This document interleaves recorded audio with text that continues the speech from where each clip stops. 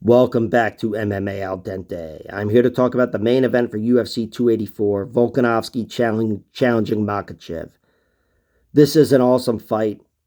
It's not my favorite super fight that could have been made, but it's the only one that could have been made. This is Volkanovski's super fight. He's the one that cleaned out his division, so he gets to challenge Islam.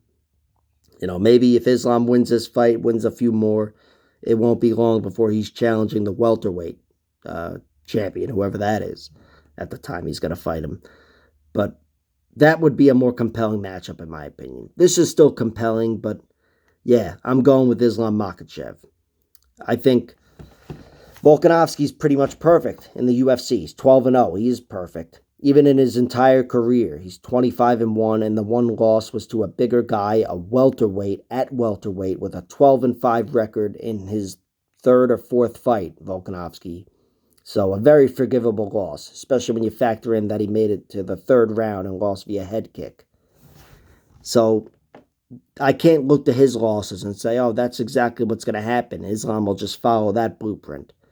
And likewise, I can't do the same with Islam Makhachev. Islam was knocked out in his one loss.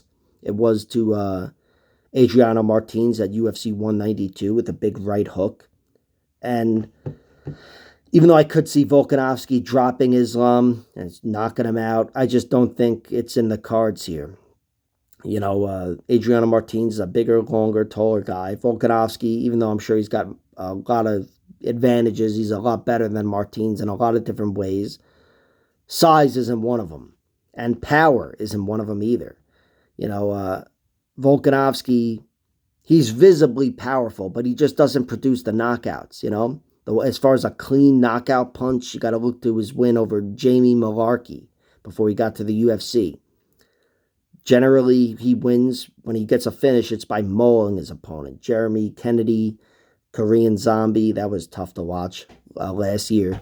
But I think what he would need here, what would make me bet on him, would be more knockout power. I honestly think, even though I think Josh Emmett is not as good a fighter as Volkanovski, Josh Emmett's the guy I would take, not to beat Islam, but he's the guy I'd send in there to fight him from the featherweight division. I think he's got a lot of Volkanovski's strengths, but he's got knockout power. Volkanovski, he could win a decision, I suppose, but I don't think so. He'd have to stuff the wrestling, take away the wrestling to even have a shot, in my opinion, of winning a decision here. And Volkanovski's a great decision fighter, 10-0 in decisions. Islam's 8-0. But, with no weaknesses to look to, I got to look to their strengths. Islam Makhachev is a fucking beast, wrestling, grappling beast. And Volkanovski, even though he's done well defending takedowns, he has been taken down a few times. The first 30 seconds of his UFC career, Yusuke Kasuya took him down. He did shrimp out. And look, Volkanovski has short limbs, very short limbs, and a big meatball, bowling ball frame. That could present challenges for Islam Makhachev. Like I was saying, he was taking down Volkanovski in his first 30 seconds in the UFC, and he was able to, ball up and cut his elbows in and get a nice frame going against the cage and defend as Kasuya was trying to take his back. And against Darren Elkins took him down, but Volkanovski was really getting a little too guillotine happy there, but he left the opening. He's been taken down by Shane Young. Shane Young took him down in round 3. Again, Volkanovski left the opening. He was beating Shane Young up and got a little too, careless up against the cage and left his legs open. Shane Young was up against the cage, and Shane Young shot a double in. But I can't even look to these takedowns. And the Chad Mendes fight as well. He was taken down a few times, got right back up. But the point is, I got to look to strengths. Just because he's never been taken down doesn't mean Islam is not going to do it. I think Islam will do it. Islam Makhachev, he's a beast, taking down everybody he's fought. Some really damn good fighters whose wrestling is better than Volkanovski. And I trust Islam to get Volkanovski down and finish him in one way or another. I think Volkanovski's frame could present some unique challenges, like I said, but it would only serve to prolong the fight, in my opinion.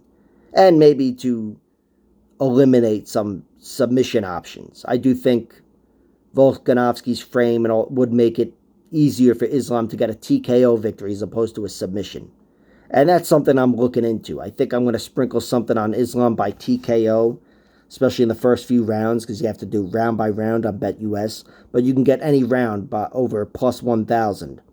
And I think between the TKO and the small chance he gets a standing knockout, which is the only way Volkanovski has lost, I think it's probably worth a bet.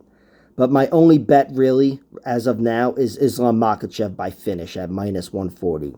I do think it would come most likely on the ground, and of course, the finish leaves room for a submission. I would love to, just win the bet in any way, but I think more than likely gets him out of there with a TKO.